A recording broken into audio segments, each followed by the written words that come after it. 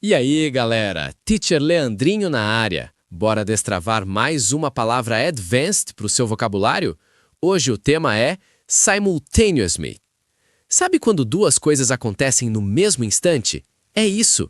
Fica aqui que vou te mostrar como usar essa palavra sem ter headaches. Let's go! Simultaneously.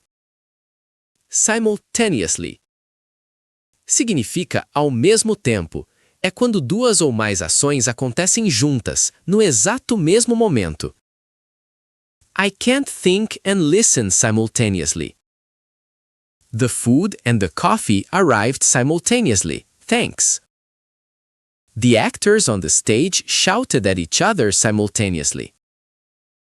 É isso, team. Simultaneously é um advérbio, então geralmente vem depois do verbo. The reason for fluency is practice. Take care and see you next time.